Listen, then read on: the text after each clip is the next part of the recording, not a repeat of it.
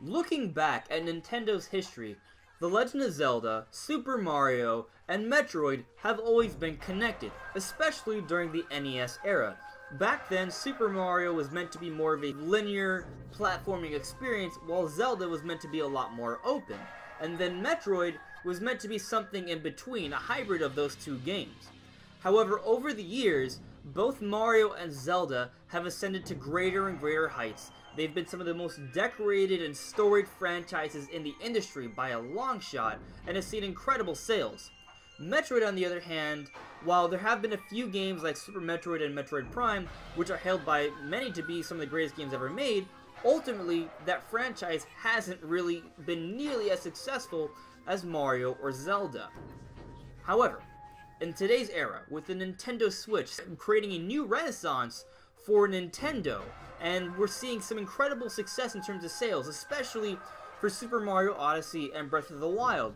These two games getting some of the most amazing reviews we've ever seen for video games, it seems that Nintendo has really tapped into a whole other level in terms of game development. So maybe some of the design philosophies that went into Mario Odyssey and Breath of the Wild will translate into Metroid Prime 4, and maybe Metroid will finally get the attention and spotlight it deserves. In order to get the best idea on how Metroid Prime 4 will change, I think our best bet is to look at how Super Mario and Zelda have changed. Now, both Shigeru Miyamoto and Eiji Aonuma have been quoted as saying, in so many words, that they were challenging the conventions for both Zelda and Mario during development. But how exactly did they challenge conventions? Well, they kind of went back to the roots of these games, the gameplay style that they were going for these games. So for Zelda, they actually went back to the original Legend of Zelda. And they realized that the fundamentals of Legend of Zelda, when you go back to the beginning, was all about exploration. And then for Mario Odyssey, they went back and looked at Mario 64. And both games had a huge focus on exploration. So guess what we're seeing with Breath of the Wild and Mario Odyssey? A huge focus on exploration. So how exactly did they go about focusing on exploration? Well, one of the things I think they did was really focus on how you go about exploring these different worlds. So for example, in Breath of the Wild, you have the ability to essentially climb almost any surface and go almost as high as you can as long as your stamina will permit. You can get on a horse, you can mount all sorts of different sorts of animals, you can surf down a mountain or a hill on your shield, you can obviously swim, you can run, you can walk, you can sneak around from enemies if you choose not to engage or not. Basically, you have all these different ways to move about the world that give you a lot of freedom to get to different varying points of interest. You have a lot of freedom as to where you can go and how you can do it. The same can be said for Mario Odyssey. In Mario Odyssey, with the Cappy mechanic, you can essentially possess any sort of different creature, and each creature gives you an entirely different moveset and abilities. It'll give you the option to go through different points that you wouldn't normally be able to. So for example, you can swim through lava, or you can reach even higher because you can grow up, or maybe you can pummel through boulders as a giant Tyrannosaurus Rex. All these options are given to you in Mario Odyssey. Both games give you a lot of different ways to explore. But it's not just the ways to explore, but it's the points that you want to get to by exploring. So each game has varying points of interest. Like in Breath of the Wild, when you look around the world, you will see different things that will stick out to you. For example, you will see different shrines or towers that will be glowing orange or blue that really contrast with the rest of the world around it. Or you may simply just see a giant mountain or ruins in different points that will pique your curiosity, and you'll be encouraged to explore and adventure around the world. The same can be said for Mario Odyssey. Mario Odyssey, in fact, encourages you to experiment constantly. You don't lose lives in Mario Odyssey, just a few coins. The game really facilitates an environment where you can go about doing different things. If you see something weird, you can go and take a leap of faith and see what happens. You may find yourself in a completely different section of the game. If you see a glowing point on the ground, you may slam on it and you may get a moon. It just basically encourages you to experiment, do constant different things, and using all these different ways to move around the world. But it's not just how you move from point A to B in these varying points of interest, but the pace at which you can go all about it. You see, you can basically play that game at your own pace, no matter if you're someone who likes the most excruciating challenge, who likes to explore every nook and cranny, or you just want to rush through the story. The game appeals to everyone, and I mean both Zelda and Mario Odyssey. In Breath of the Wild, you can rush all the way to the final boss of the game, which would be really hard, but you can do it. You can also take your time and just go through the story elements, or you can literally go out and explore every nook and cranny of Hyrule and end up putting in hundreds of hours into the game. And that would be very, very challenging.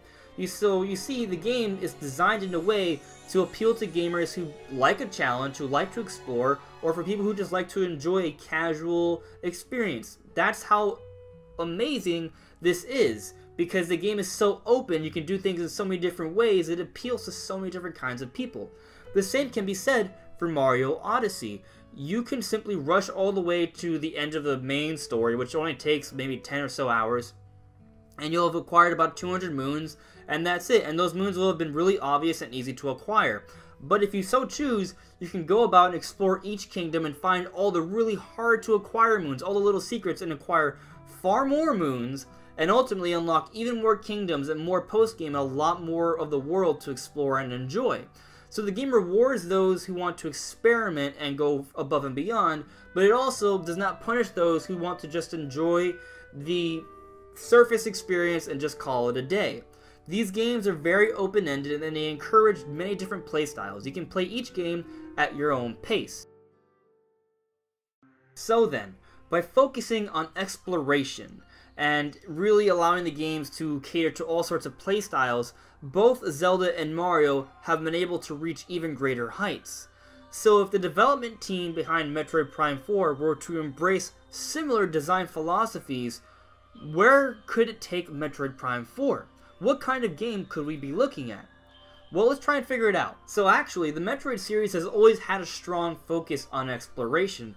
In fact, as you go about exploring the world, you will see varying points of interest. You may see a missile expansion or some sort of weird looking wall or a very high ledge, but you can't quite reach that point. You can't quite get as high or destroy that wall because you just don't have the artillery yet. But as you explore more of the game, you will eventually acquire a power-up that will allow you to go back and get past that point and get that power-up or go through that door. But here's the thing. In pretty much every Metroid game, for the most part, there's pretty much a set pattern as to how you go about getting the different main upgrades. But what if they were to incorporate the same philosophies that went into both Breath of the Wild and Mario Odyssey and opened up the direction you could take the game? Maybe there is no longer a set pattern as to what kind of upgrades you get in Metroid Prime 4. By doing this, a whole bunch of other gameplay possibilities could open up. Another significant change we may see in Metroid Prime 4 are the different ways you can move about the game world. So, in the previous Metroid Prime games, Samus could be described as kind of slow and tanky, at least compared to her two-dimensional counterpart, which is very quick and acrobatic. So what if they were to make Metroid Prime, or at least Samus in Metroid Prime 4, a lot more speedy and acrobatic? Perhaps something like what we've seen in Mirror's Edge. If she gets a whole bunch of parkour abilities and is able to move around the world more freely and quickly, it could really open up the different options for exploration. Especially if they give her a melee attack. We've already seen a new melee attack introduced in Metroid Samus Returns, so maybe Samus will get something similar in Metroid Prime 4. Obviously, I think the Morph Ball will return. That's another way to explore the world. I think there will actually probably be even more situations that you will be encouraged to use the Morph Ball. But something that we haven't seen in a lot of Metroid games recently is the ability to have all your power-ups from the very beginning and throughout the entire game. It's like, for example, the Grapple Beam and the Screw Attack. Those techniques really allow you to explore the world in completely different ways, but normally you don't have the ability to get them until really late into the game. However, when we look at both Breath of the Wild and Mario Odyssey, you essentially have your entire skill set from very early on. So what if Samus also has her entire skill set from very early on and does not lose it during the tutorial stage of the game? If this happens, Samus could have both the Morph Ball, the Screw Attack, the Grapple Beam, and if, like I described with the sort of parkour Mirror's Edge sort of style, a very quick, very acrobatic way of movement. By doing all these different things, Samus will have many different ways to move about the world. Something else they could do is really incorporate Samus's airship. Now, we did see some incorporation in Metroid Prime 3, but maybe in Metroid Prime 4 they may expand upon that idea. Now, I have no idea if they will decide to have multiple planets in Metroid Prime 4, but what I do know is that both Zelda and Mario are the most expansive they've ever been. So Metroid Prime 4 probably will also be the most expansive it's ever been. Does that mean other worlds? I'm not sure, it's hard to say, but still, they could really employ the gunship perhaps in flying sections, or at least allow you to do a lot more things with the command visor like we've seen in Metroid Prime 3. So if they really opened up the way you acquire power-ups and the different ways you can move about the world in Metroid Prime, I think it would really stand to benefit the game. But there's something that I think has held back a lot of Metroid games, and that is the difficulty. Now, personally, I love the difficulty in Metroid games. I think it's extraordinary and awesome, and I don't think it should stop being hard. But if you've been paying attention, like I described for Breath of the Wild and Mario Odyssey, those games found a way to both be hard, but still appeal to a very casual sort of gamer as well, because those games are designed in a way to cater to different playstyles. They should do something similar in Metroid Prime 4. So one way they could easily do that is by including an easy mode like they did in Metroid Samus Returns, but they could also do something that I think is a little interesting. So if you've played a Metroid game, you'll know that as you collect more and more power-ups and upgrades, you will increase your percentage of completion as you get through the game. But when you get to the end of the game, depending on how high your percentage of completion is, you will see more of a cutscene at the end of the game. So rather than just adding an additional cutscene if you have a higher percentage completed, what if the greater your percentage, the deeper into the actual conflict of the game you can get into? So let's say you acquire about 50% of the items in the game. Maybe you can just get to the easy ending where you beat some sort of overpowered Metroid and you can assume that you saved the day, you beat your mission, and you call it a night. But what if you got to 75% or 100% and when you beat that final boss, quote unquote, something else happens that leads to an even harder challenge? Kind of like what we see in Mario Odyssey, where once you beat Bowser, okay, that's fine, but if you continue to explore, there are more moons to acquire, more kingdoms to unlock, and do even more. If they did something like that in Metroid, I think it would really allow players to play it in completely different ways and cater to both the core gamer who wants a really hard challenge and those who are looking for more of a casual experience. In the vast regions of space, this victory is just a twinkle of a star, spreading the light of hope through the darkness. So by opening up the different ways you can move, the pattern in which you can acquire powers being completely open-ended, and really constructing the game in a way where it appeals to different playstyles, I think that will really help Metroid succeed in ways it hasn't before. But there's something else that could be done that I'm not even 100% confident that will actually happen, but this is just kind of like a bonus speculation part of the video that you guys may find interesting. So recently there was a rumor that Bandai Namco is actually developing Metroid Prime 4. Now I thought this was weird because I already assumed that an internal like EAD team was developing Metroid. But what if? What if there are actually two teams developing Metroid, right? So what I mean is maybe the internal EAD team, which has a lot of connections with the other EAD teams and the whole design philosophies with Breath of the Wild and Mario Odyssey, is working on this single-player experience I've been discussing. But what if Bandai Namco, which has a lot of experience with multiplayer games, is designing an online multiplayer aspect to Metroid? An online multiplayer aspect could really help to increase the sales potential for Metroid, something that the franchise has always kind of wanted and needed, and it could really work out for the game. But only if it comes at no expense for the single player experience, which is why it would be cool if it was a separate team working on the online multiplayer. Otherwise, I don't want it to happen. I think games like BioShock and Wolfenstein 2, where they decided to focus solely on the single player to create an ideal experience for that, did the right thing. If you divert your assets and create both a multiplayer and single player experience, neither one's going to be as good. So if this rumor proves to be true, if it turns out that there are two teams working on the game, one being multiplayer and one being a single player, I'm okay with it. Otherwise, I'm not, and I hope they focus entirely on single player.